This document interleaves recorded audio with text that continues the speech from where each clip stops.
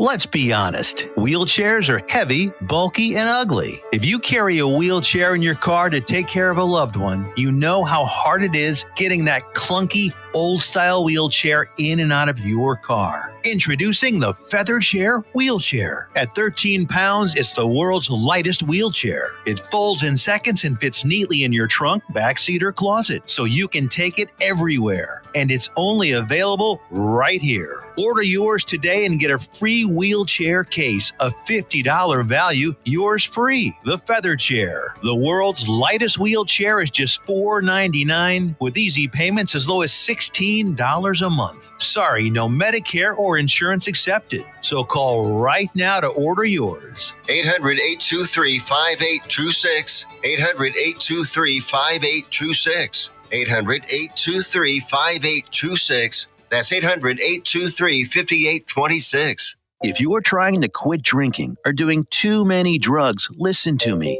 You don't know me and we'll never meet. I had a problem like you once. I drank and used to party a little too much till it got out of control and almost ruined my life. I realized I needed help to fix my problem before it totally destroyed me. If you've tried to fix your drinking and drug problem and you know you can't do it alone, you need to call the National Treatment Advisors. They'll immerse you into a 30-day program to replace your old habits with new habits and totally change your life. And if you have PPO private health insurance, the entire program may be covered. Fix your problem right now before it gets any worse. Get clean. Call now and learn more. 877-247-1581. 877-247-1581. 877-247-1581. Attention all business owners and creative minds. Do you need a unique and personalized touch for your products? Look no further than Romika Laser Engraving and Custom Designs. I'm Ron Phillips, co-owner of Romika Designs. We offer custom laser engraving services for a variety of products, including promotional items and corporate or personal gifts. With state-of-the-art equipment and a team of skilled designers, we can engrave intricate designs on virtually any material. Whether it's a special message, a company logo, or a custom design, Romika Laser Engraving will help you make your mark. And the best part, our prices are affordable and our turnaround time is quick. I couldn't be happier with the work Romika Laser Engraving did for me. The engraving on my product was precise and exactly what I wanted. So don't wait any longer to add a personal touch to your products. Call Romika Laser Engraving and Custom Designs today at 817-400-4040 or visit our website at romikadesigns.com. We look forward to helping you make your mark. Hey travelers, do you want to save money on your next flight? Then pick up the phone and call. That's right, call, because the best prices are not online. They're with SmartFares. See, SmartFares has special deals with the airlines. When they have unsold seats, they use SmartFares to fill them. So you get airline tickets at ridiculously low prices. Our prices are too low to publish online. With the extra money you'll save, you can book another trip or treat yourself to dinner or shopping. So stop searching all of those travel sites to find the lowest price on your next flight. Let one of our SmartFares expert travel agents find ridiculously low prices for you. Call SmartFares today and get the best price on your next flight. Guaranteed. Also, save up to 50% off business and first class tickets. 855-325-1820. 855-325-1820. That's 855-325-1820.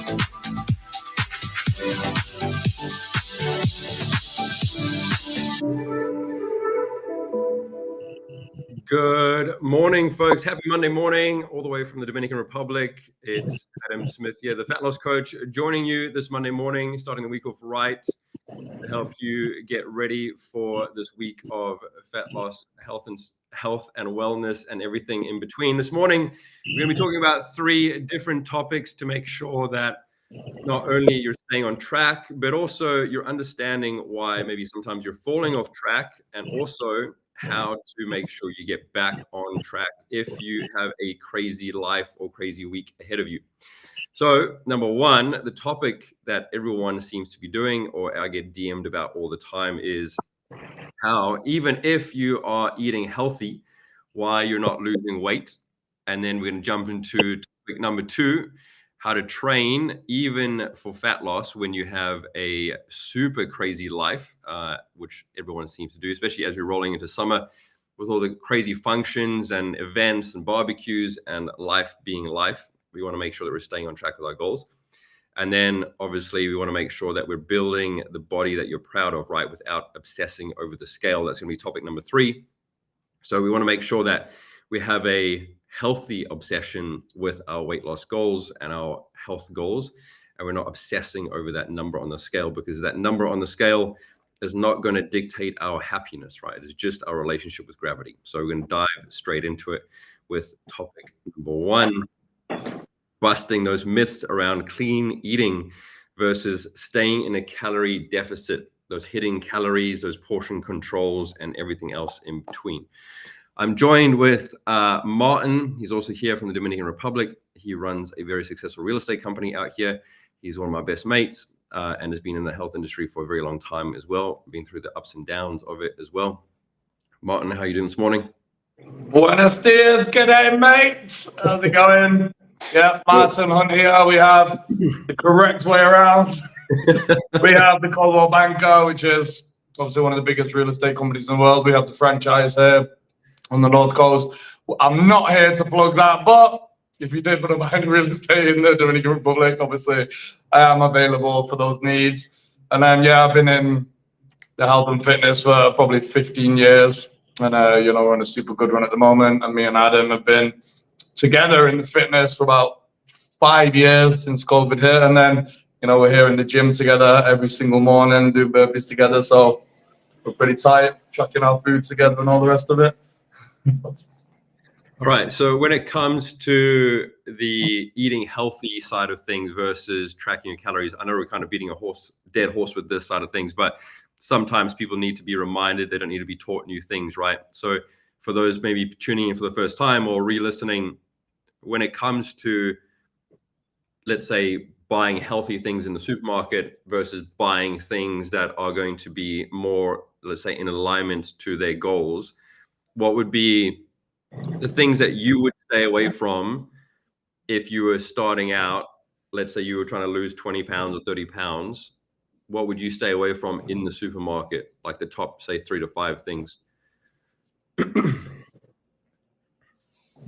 Well, stay away from fad diets. First of all, I would stay away from trying to lose weight as quickly as possible. Just stay away from all the extreme stuff. And in the supermarkets, just like basically cutting out any of the macro groups. So removing fat completely, removing carbs completely, removing protein completely, and moving into all the processed stuff. Eat as balanced as you can, eat as clean as you can, eat as unprocessed as you can, eat as close to the natural whole food source as you can, and go into nice, slow, balanced, whole food, calorie deficit, and make this a lifestyle with longevity, as opposed to like a cheap, easy, processed, extreme fad diet, which, yeah, you might lose weight quickly, but you'll gain it back and more, and it just won't last. Yeah, and I think this is the hardest thing for a lot of people to come to terms with, right?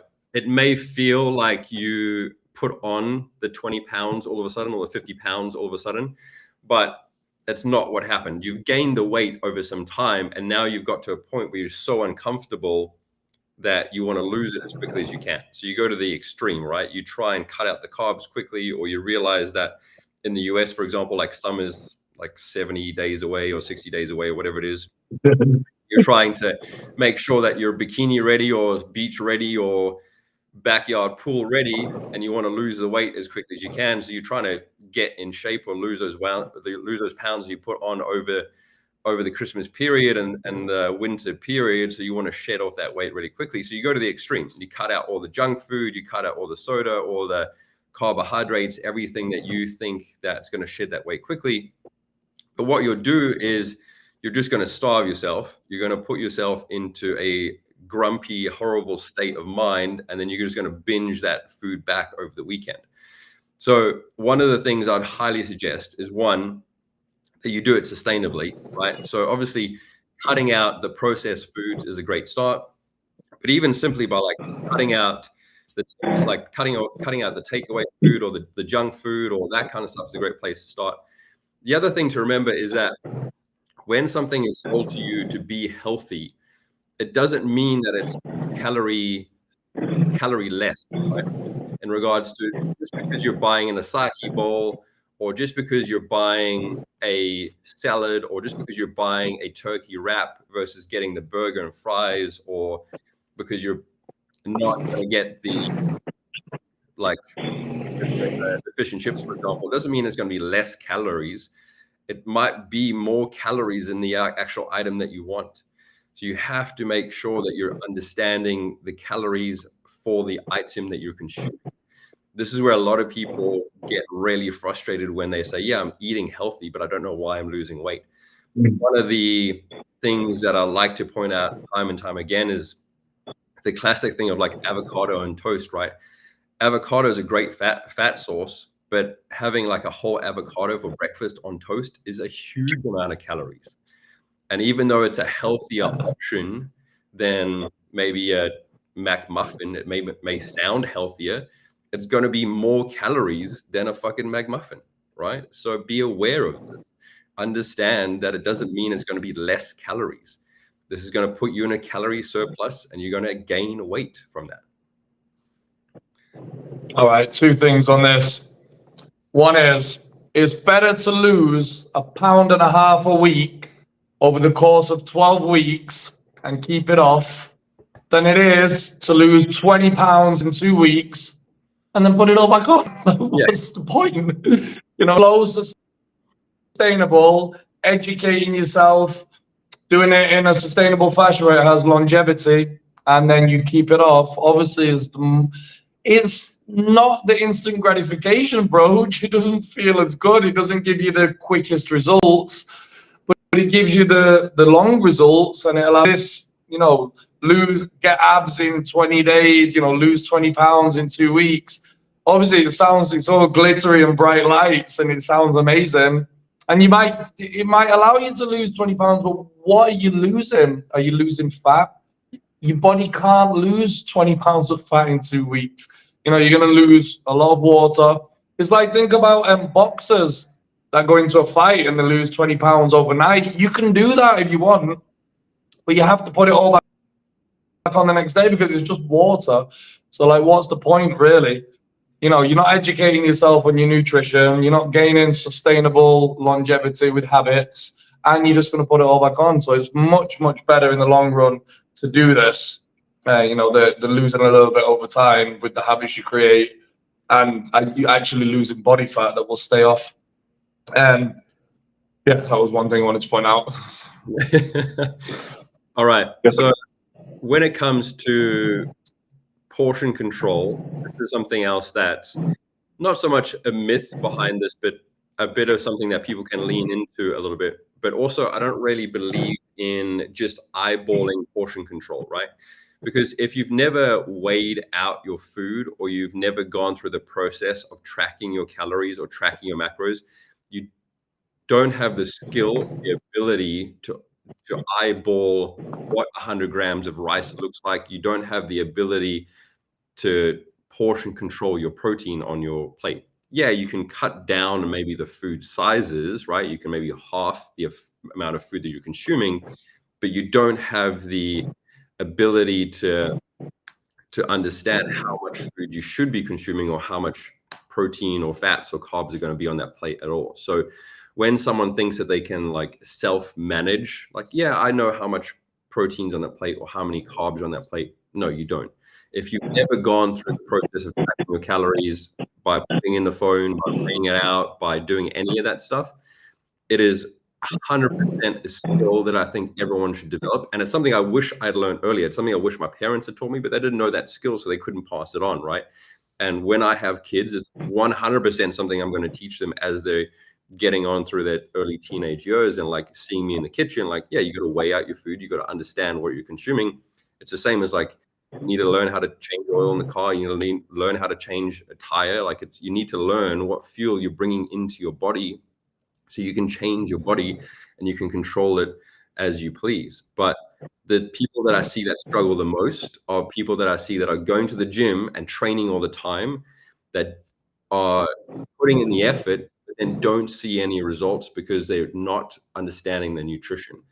And this is the type of person that loses the motivation, that loses the drive, because their body's just not changing, right? Because they're putting in years and years and years and years of effort, but there's no change whatsoever. And these are the people that I talk to every single day that get that frustration where they don't see the results.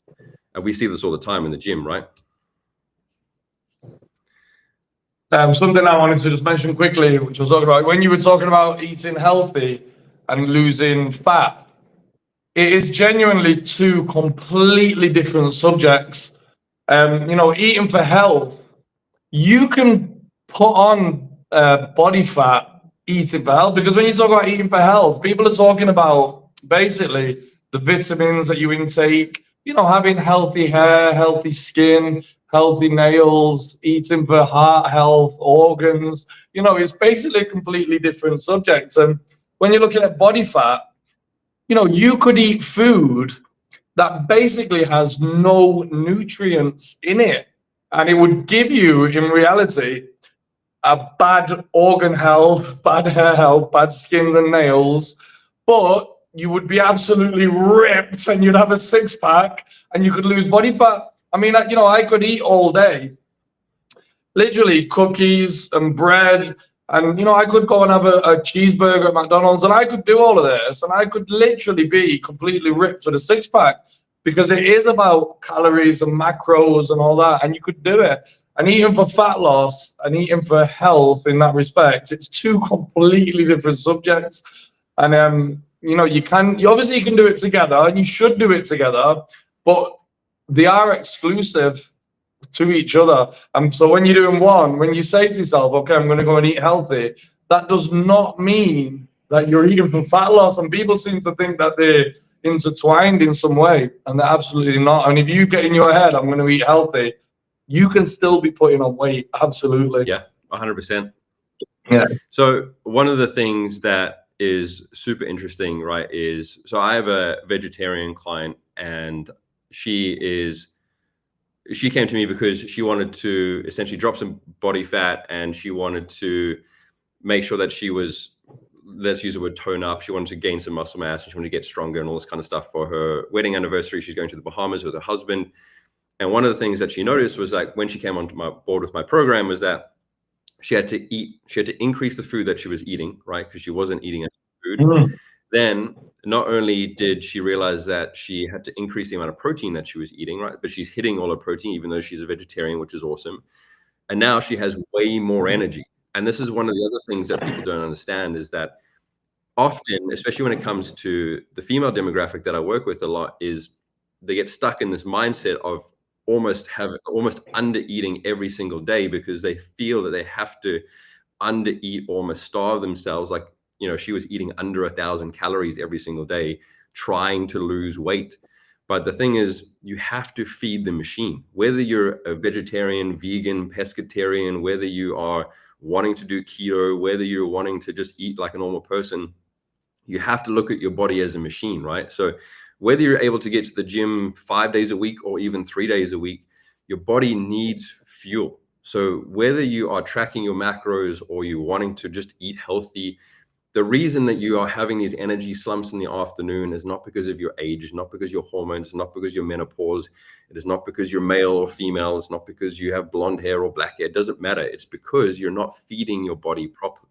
If you're not feeding your body consistently through the day with fuel, if you don't understand what's coming into your body, as in regards to you're not tracking your food properly, you're not feeding the machine. You need to make sure your body is running on enough fuel. And this is like, Martin's just going into a higher calorie surplus from his coach and his trainer. And like, he was weighing out the amount of rice that he has to eat. It's a large amount of fuel, right? But he's still running around with a six-pack, and he's still like in the best shape he's ever been in. And this is what most people don't understand, is that like carbs don't make you fat. Eating in a surplus doesn't make you fat. It's making sure that you're tracking your food properly and you're eating enough calories in the right amount. You're pairing it up properly. You're doing everything in a step-by-step process. And I talk about this all the time when it comes to my clients, and when I talk about this on the radio show, is that you don't just throw books at your kid or throw your kid at school and just hope that they come out the other end as a doctor or a lawyer, right? There's a plan. They have to go through education. They have to go through certain courses and through certain universities to come out the other side. And it's exactly the same when it comes to your health goals. You don't just throw yourself at the gym or throw yourself at a diet and just hope that you come out the other side looking like you want to look and feeling like you need to feel. You have to have a plan in place or a blueprint in place to make sure you come out the other way. And Martin's favorite saying is, you train and you eat to come out the other way like you want to look and like you want to feel, right? This is something that is super important to understand. All right. So when it comes to training and staying on point for those people that are busy, one of the things that I drive home all the time, either in my content or with the people that I work with, and one of the things that I think gets misconstrued on social media a lot is that the amount of time that you have to train and you have to exercise. To look a certain way and to have the body that you want, you don't have to train for 2 to 3 hours in the gym every single day. If you're a busy mom, for example, and you have kids to look after, you have a household to run, you have work, all this kind of stuff. If you're just able to get into the gym for like 3 to 4 hours a week, you're going to change your body a hell of a lot more if you put more emphasis into the food. Martin, can you talk about this when it comes to like the amount of training? I know you and I spend a bit of time in the gym because we love it and we're able to have time. But would you say that like it's necessary to spend 2 hours a day in the gym every single day?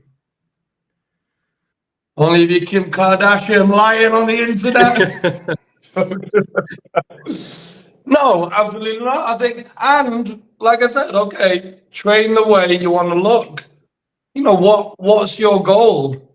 Our goals are pretty extreme. Your life, you're a fitness coach online. I mean, my goal is pretty extreme, and probably the large, like 75% of people, the goal isn't as extreme, right? If you're talking about a busy mom, is she gonna want a full 6-pack, veins popping everywhere, and be on a bodybuilding stage? No. Yeah.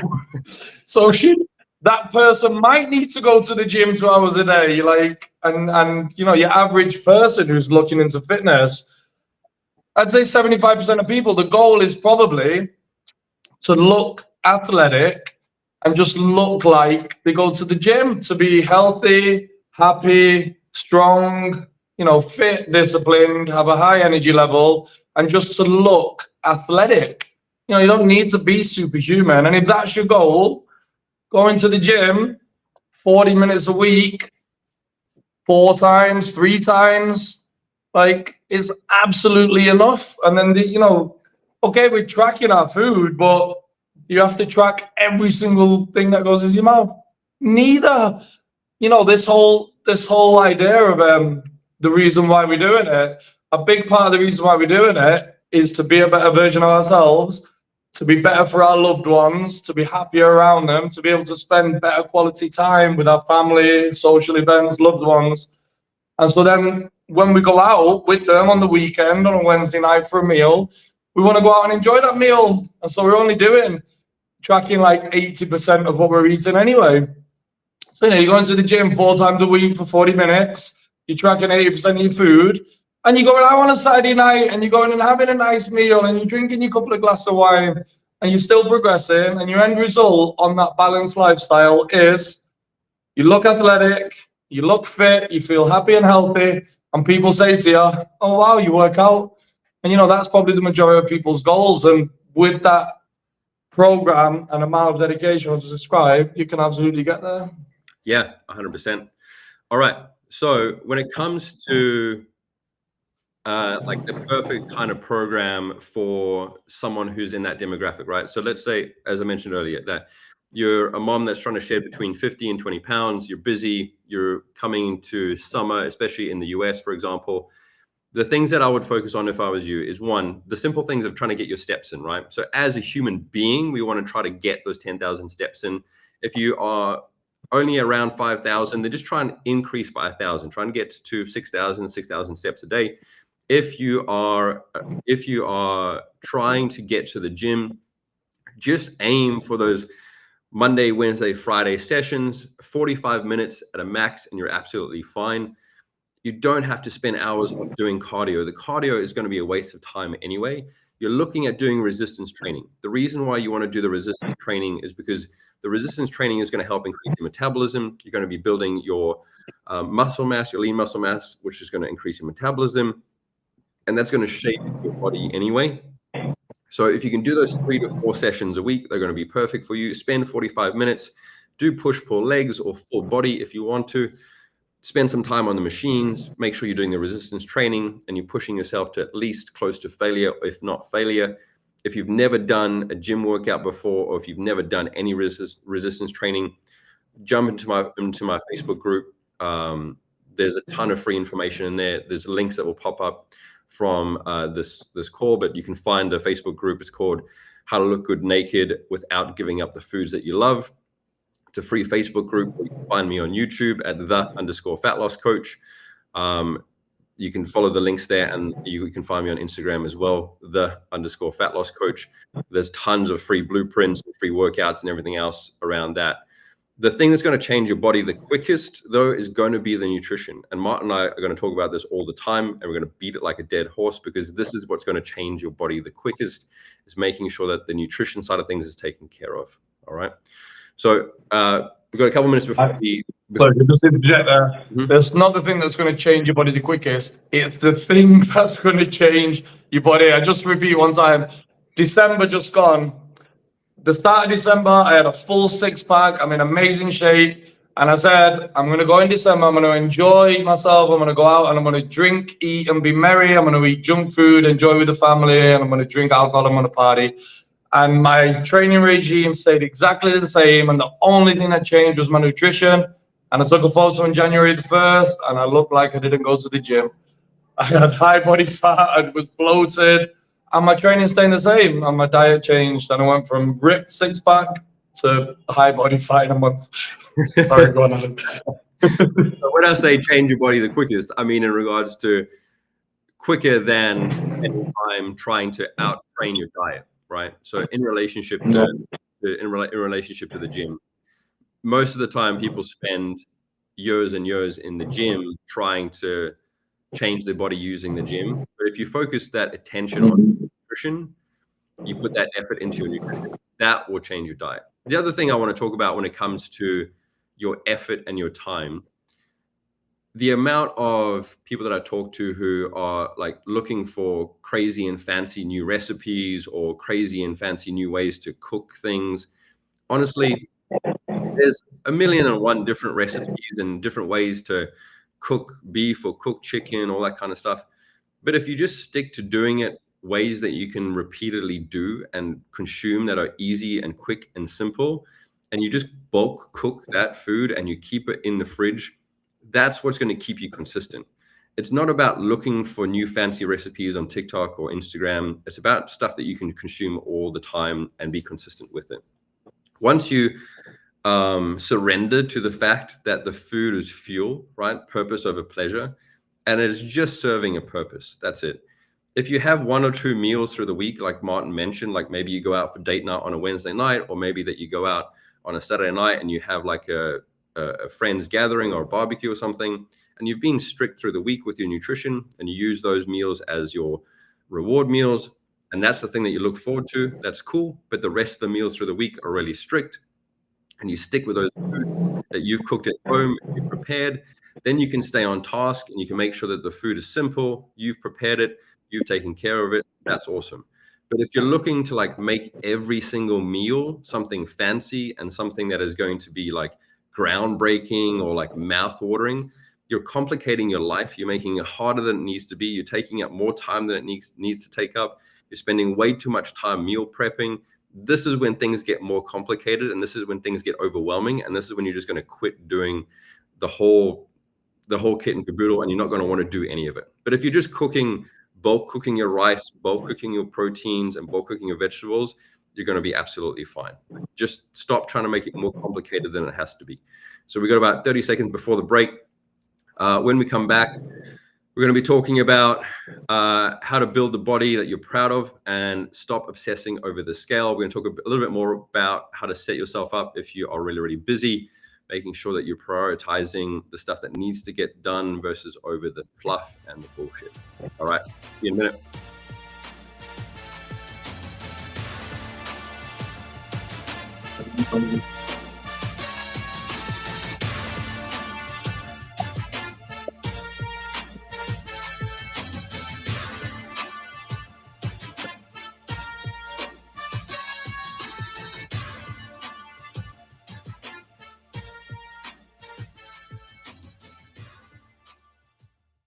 Have you ever met a single person in your life that enjoys paying taxes? No, no one does. If you can't sleep at night because you have a huge problem with the IRS, I've got some free advice for you. This service is strictly limited to individuals that owe the IRS $10,000 or more in back taxes. And if you qualify, we can guarantee that you won't be writing a big fat check to the IRS, or our services cost you nothing.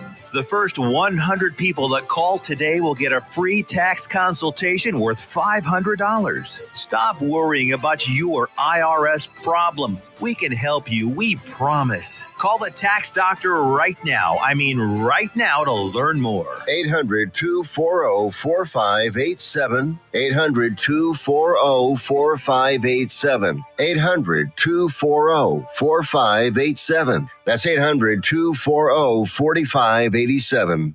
Why have thousands of aspiring authors teamed up with Christian Faith Publishing to publish their book? Because Christian Faith Publishing is an author-friendly publisher who understands that your labor is more than just a book. We provide authors freedom and flexibility throughout the publishing process, professional book editing, award-winning design, and some of the highest royalty structures in the publishing industry. And as always, you will retain 100% of the rights to your book. I was looking to find a company that I could trust, one that assisted in the editing process completely.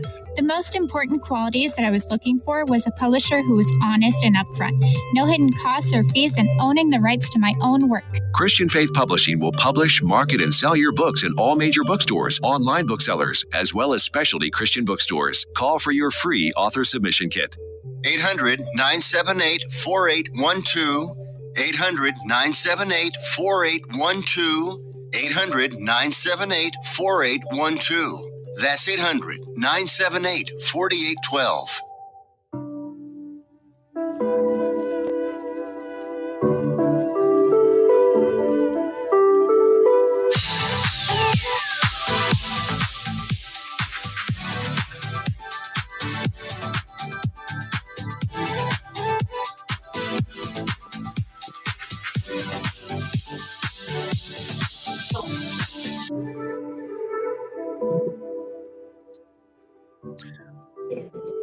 Hi, welcome back all the way from the Dominican Republic. My name is Adam. I'm joined with you. Joining with me this morning is Martin. We're talking about some myths and some things around fat loss and staying on track this Monday morning, making sure that you're setting your week up right to make sure that you stay on track. One of the things that we're chatting about this morning is making sure that if you are busy, especially if we're heading into summer, that you are setting yourself up right. So one of the things that I talk to my clients all the time about is the day before. Tomorrow essentially starts the night before, right? So if you are one of these people that have everything going on when you are working, when you are running a household, where you have kids, where you have the husband, where you are trying to make sure that you're staying on your health goals, you have to make sure that you're setting up yourself the night before. So if this means you need to lay out your clothes for the gym, if you need to pack your bag, if you need to pack your protein, if you need to lay out your stuff for the morning before you hit the gym, then start to do that. I even do it myself, where I lay out the morning routine stuff on my kitchen counter to make sure that I have that ready to go. I don't even think in the morning. I can just wake up like a zombie and just go straight to the kitchen and pour that out and then have it without even thinking. It makes sure that I know what I'm doing straight off the bat. The easiest way to start like building this person that you're trying to create, right? Whether you're trying to lose 50 pounds or 20 pounds or just trying to level up your fitness, is to replace all of your old habits with new habits. And sometimes you need to make sure that you're forcing yourself to do that. So one of the ways that I implement this with my clients is do a nighttime routine. And part of the nighttime routine is, like I said, you set yourself up for success the next day. So Martin, what's one of your habits that you have every single morning that is like a non-negotiable for you every single morning? Like, I know your routine, but the listeners don't. Systems and routines will stave you. I mean, it's one of the reasons why I go to the gym in the morning, because they talk about decision fatigue being real. You know, one of the reasons why you're more likely to skip the gym in the afternoon is through decision fatigue. That the more decisions you make through the day, the more likely it is that you make the wrong decision later in the day. And you know, I just take all my decisions out of it. I mean, when I first started this lifestyle, I literally had a list that said, you know, I have a fixed wake up time, so that's my first decision taken care of. I don't think about it. And I literally had a list that said, splash water on face, you know, feed cat, and you know, put coffee, eat nuts, read book, meditate, pray, write my Instagram posts, do burpees, and I literally had every single action that I was going to take listed out, so I didn't have to think about it. And obviously now I follow that same routine, and I don't need to look at the paper anymore. This was 5 years ago that I literally would wake up groggy in the morning, splash water on face, feed cat. It was so funny. But I mean, I would highly recommend this to people. And get as many set routines and systems in place as you can.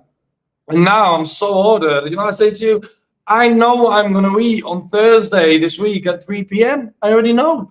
I've got my full week planned out. I know the activity. I'm going to bachata class at 6:30 on Wednesday. I'm going to boxing class at 4:30 on Thursday. You know, I know we're going to train upper body on Thursday at 6:30. Like I don't need to make any decisions. You know, know everything I'm going to do. And what that does as well, it creates my fitness, health, discipline, and productivity for work and everything is held up on all these systems and routines.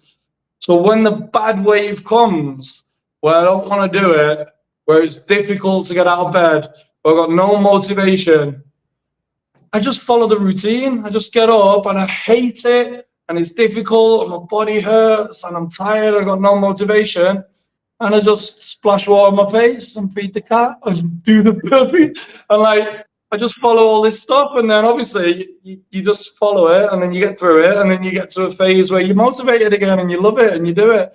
And the more systems and routines you can do and less decisions that you make, you just carry you through those bad waves until you get to a phase where you are motivated and you love it again. And that's wasn't the answer to your question, but that's a top solid piece of advice. No, this kind of hit the nail on the head, because I wanted to sort of start to talk about the mindset and motivation and momentum side of things. One of the things that gets brought up all the time, and obviously, you know, we're in the gym all the time, and people talk to us all the time about staying motivated, right? And they see us working out all the time. Obviously, I get the question all the time. It's like the DMs and the people that I talk to all the time is like, oh, I struggle with motivation, or I can't be consistent, all this kind of stuff, right? The thing that I find funny is, if you're not motivated by your goal, then your goal isn't big enough or isn't painful enough for you to get the ball rolling, right? So the goal isn't emotionally anchoring enough or emotionally painful enough for you to want to do anything about it. Like, losing 20 pounds is great, but honestly, no one really cares if you're 20 pounds heavier or not. Only you care about it. The reason that you feel pulled to lose those 20 pounds is because a higher power, or the future version of you, is telling you to do so for a reason that you're not too sure of yet, and will only be revealed to you as you get to that position where you should have been 20 pounds heavier.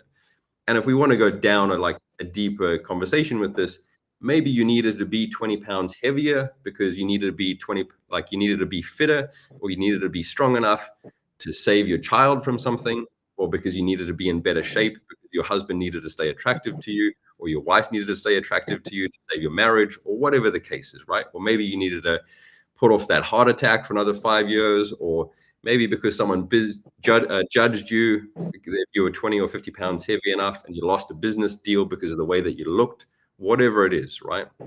Our outside appearance does impact the way that people judge us, whether we like it or not. But our internal calling for us to lose that weight or to get into better shape, if we're not internally motivated, it's because we haven't dug deep enough internally to really want to push ourselves, right? Martin and I do goal setting together, and often what we'll do is really dig down onto the reason why we want to be in shape, the reason why we want to stay healthy. And what we do is make sure that we have the positive outcome, like what are we working towards, but also what are we working away from. And often when I talk to people through the DM conversations or through people that are looking at coming on board with my client as a client, I'll turn people away if they are not in that place where enough is enough. If they're not at that point where they need to lose that weight, or they need to actually want to do something about it. Because as much as I love being a coach, I can't come to your house and drag your ass to the gym and make you lift that weight. I can't drag you into the kitchen and make you eat that protein. You have to want to change. So when it comes to motivation, when it comes to mindset, you have to get to that point of enough, or that fork in the road where you make that internal flick or that internal decision, or that light switch moment where you're like, I don't want to be this person anymore. I want to be the next version of myself. Martin, can you talk about that for a second? When the why is strong enough, anyhow is possible. And obviously something that we've done recently, which is so powerful, is you write out the vision of the perfect future life, which is the heaven to aim for. And then you write out the vision of the worst possible future life, which is the hell to avoid. And so today, moving forward, if I followed through with every single thing that I said I was going to do, what does that perfect life look like? And if I didn't do anything, if I just indulge in all my bad habits, and I went out partying every night and I spent all my money and I cheated and lied to everybody and ate all the junk food, what does that life look like? How does that life turn out? And write out in detail. And that's the hell to avoid. And, we need those too, because sometimes just the happy positivity is not enough to drive us. We need those pain points, and we need to know what we're working away from on that day when we get up. And we're not happy and positive, we don't care. We don't care about all the unicorns and glitter. And it's not enough to drive us. And we are in a dark, miserable place. And we connect with that side of it where it is painful, and we really want to avoid. And maybe we've been there, a lot of us have been there before, and we know what it feels like. And when we can connect with that darkness and say, I don't want to go back there, or I don't want to go there. And, that's what gets us out of bed on that day and say, I ain't going towards that version of me. And then, the heaven to aim for and the hell to avoid. And that is super powerful. I will suggest everybody to do it. Maybe you don't fully know how to do it. Obviously, Adam can help you. So one of the things that is often addressed, and I think you spoke about this before, is the fact that it's not about staying motivated, it's about staying consistent, right? And we set off on this staying consistent journey for us at the beginning of the year, right? Where we were just like, okay, let's just do one day at a time. Let's just do one day at a time. And now it's April, right? We were doing one day at a time, and we've stayed really consistent with it. What do you suggest that if someone is essentially sitting on the couch and then doing the same thing, starting from scratch, what would their one day look like? Just one mistake people make is coming in too hard. If you're sat on the couch, don't go and run 10 kilometers.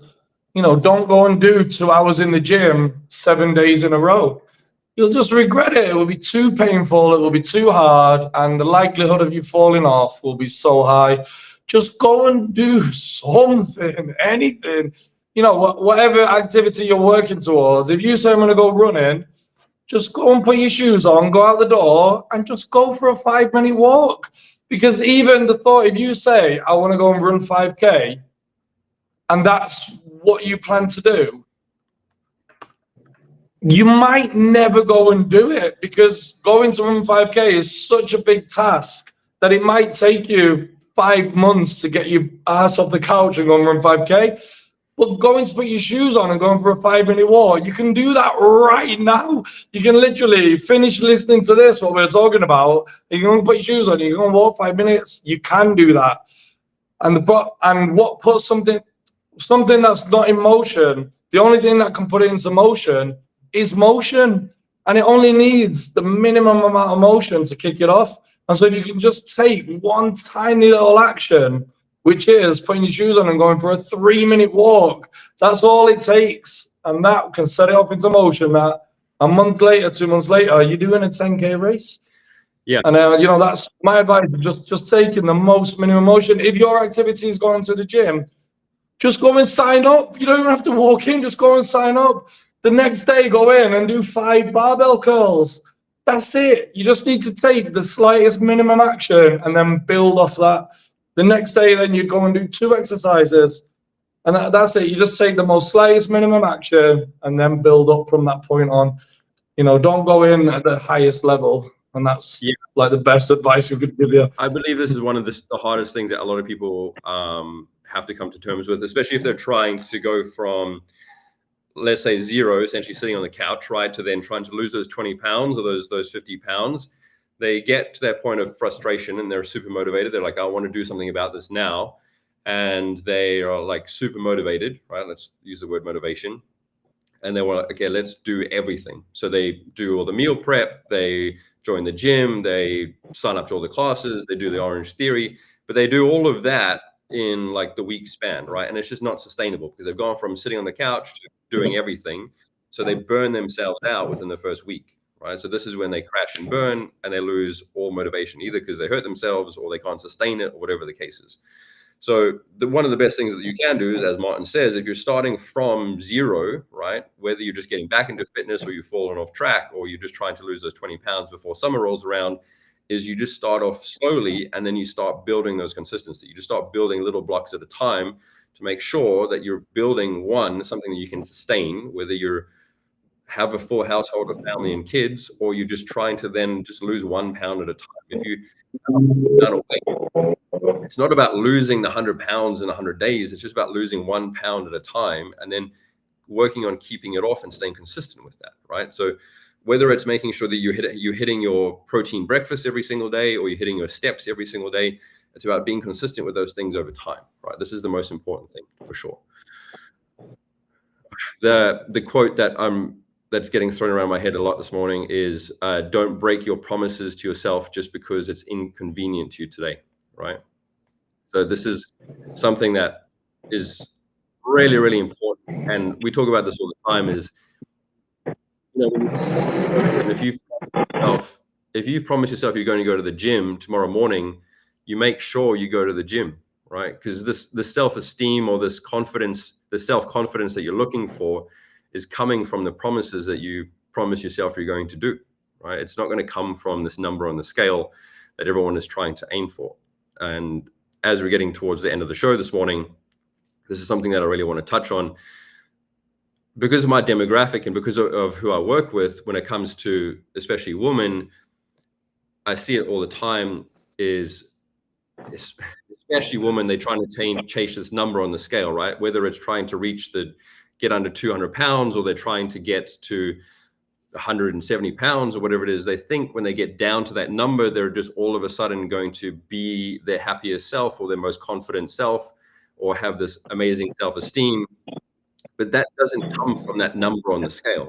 It comes from keeping promises to themselves. It comes from showing up for themselves. It comes from like following through on their promises, becoming the person they want to become along the journey, right? I mean, Martin, you know this better than anyone. Like, you've become this confident person because of the promises you kept yourself through your health journey. Can you talk about this for a minute in regards to like who you've become through your health journey with regards to like keeping promises to yourself? I mean, this is one of the important things, that obviously promising yourself too much at the beginning and then not following it through.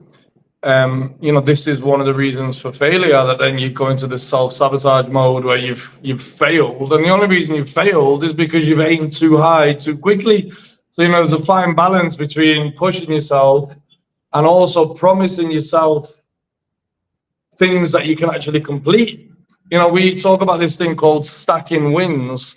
So when you promise yourself something, you complete it, you raise your confidence, you feel good about it. It does motivate you to keep going. So at the beginning, promise yourself something simple that you can actually complete. So I promise myself I'm going to put on my shoes, I'm going to go for a 5-minute walk today.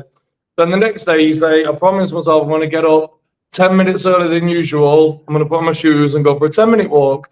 And you just build it up day by day and just make sure that you can complete the stuff. And then just do building blocks. And if you look at what we're doing today, I'm going 4 a.m. wake up, prayer, reading, meditation, burpees, writing on Instagram, daily posts, tracking all my food, bachata, boxing, gym, like all this crazy stuff. And it didn't start there. It literally started with, I think we were doing 30 burpees in the morning at 6 a.m. That was like when we started. Yeah. And it's just rolled and rolled and rolled. And as we promised it and we upheld it, and then my confidence grew and I said, wow, I can do it. And I promised it and I did it. And I can keep my word, and I kept my word to you, and I kept my word to myself, and I can really do this. And, and then I became this person. And then, I go back to my old life. I go 10 years ago when I would come out with all these big grand schemes and I'd tell everybody about what I'm going to do, and I'm going to do this and do that. And then, I was just completely overweight and full of hot air, and I wouldn't follow through with anything. And I had no confidence in who I was or any of these plans, and I would spout them all the time. And it was terrible, and I just wouldn't follow through with anything. And it's been this whole journey of over, 15 years of becoming this person who, now we talk about it, that we're really, really careful about even joking to each other about what we say. Because if you say it, and I'm like, I'm sorry, you said it. Like, we literally force each other to do it.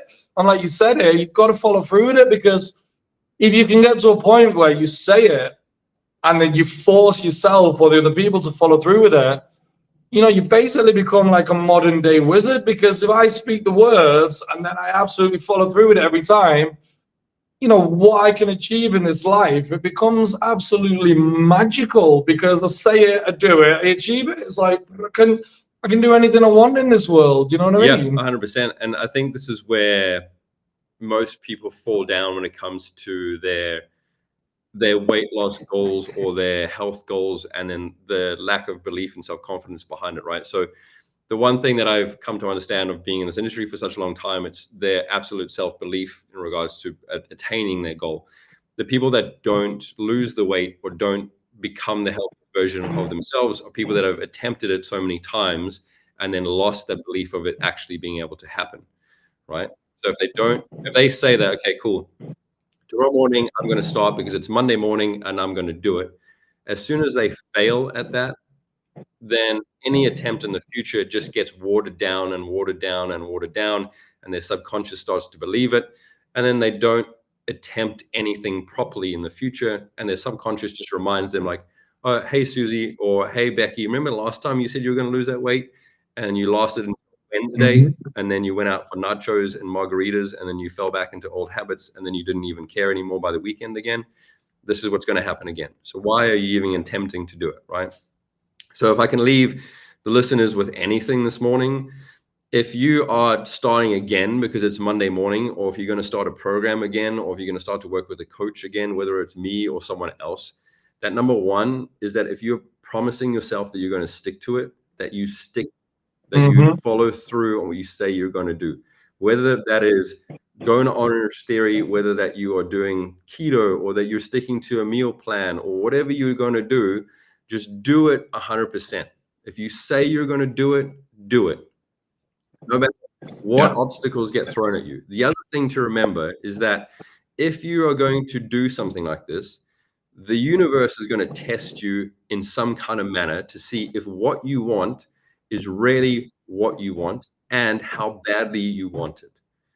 Because you can't go after something and not expect the universe to test you in some kind of manner. You can't go after a new job, a new career, the Lamborghini, the new house, the new guy you're chasing, the new boyfriend, the new girlfriend, whatever, without some kind of test, right? Whether it's just to lose the 20 pounds or it's a change in career, you're going to get tested in some kind of manner to see if what you want is really what you want. And your test might just show up as your work colleague bringing donuts to the office for coffee break. It might just be your test, right? Because today being Monday, you decided to go on a new diet, right? So just be aware that you're going to be tested, all right? So just be aware of this. Okay, so heading towards the end of the show this morning, a couple questions for you is, should I eat before or after a workout, Martin? I do both. And obviously that's a good coach will tell you what to do, but there's specific foods for pre-workout and post-workout depending on what your goals are at the time, for sure. All right, perfect. Cool. Next question for you is, should I have carbohydrates at night? I completely goal specific. I am having carbohydrates at night at the moment, and my fiance isn't. Same coach, different goals. All right, so I'll talk on that a little bit. So when it comes to carbohydrates, there's no reason for you to cut out carbohydrates. The reason I'm asking about this question is because I get asked about this a lot, right? Is like, do I have to cut out carbohydrates after 6 p.m. or whatever? No, not at all. Right. You can eat carbohydrates after 6 p.m. if you want. You're not going to turn into a pumpkin if you eat carbohydrates after 6 p.m. Yeah. If you're tracking your calories, if you're tracking your macros, like if you're doing all that stuff properly, you're going to be absolutely fine. It all comes down to, again, are you staying in that calorie deficit, or are you in a calorie surplus? If you're in that specific goal and you're doing it right, then you can eat rice after 6 p.m. You're going to be fine. You can have a potato. Martin eats a shit ton of tacos at night for his stuff. It's fine. Again, if you're working with a coach and you're following a meal plan, you're doing everything correctly, you're going to be absolutely fine. The next thing is, do I need to cut out sugar? No. Again, Martin had cheesecake. So did I. I had ice cream yesterday. Every day after the gym, I have 80 grams of frosted flakes in the morning. People can't believe it, but it's like very specific on what I'm doing. Yeah, right? Exactly. Super specific to each individual. But again, you don't have to cut out this stuff at all. And if you're working with a proper coach, whether it's with me or someone else, like Jess, who was working with me, right? Like I was telling you, the same thing I'm telling you is like, you have to have carbohydrates after your workouts to refuel the muscle and refuel the glycogen stores. So we're heading into the last sort of minute of the show this morning. Do you want to leave them with any sort of insights or a quote or anything to start off their Monday? Well, we'll have to do like a whole episode on the spiritual laws of the universe. Yeah. There's the law of diminishing intent. Obviously the law of motion that we discussed, which is like a physical law, but the law of diminishing intent, where the more you delay starting something, or the more times that you start something, it's like scientific fact that the less chance there is of completing it each time. So yeah, there's all these spiritual laws that we'll have to have a whole episode on with manifestation. Sure. All right. So thank you very much, guys, for tuning in this morning on the radio show. We'll see you next week, as we do every single Monday morning, Eastern Standard Time. Monday. Have a brilliant week. Health and happiness towards you all. And we'll see you next week to start off the week right. Go crush the day. See you next week. Bye. Beautiful. Good stuff, Adam. Good week, everybody.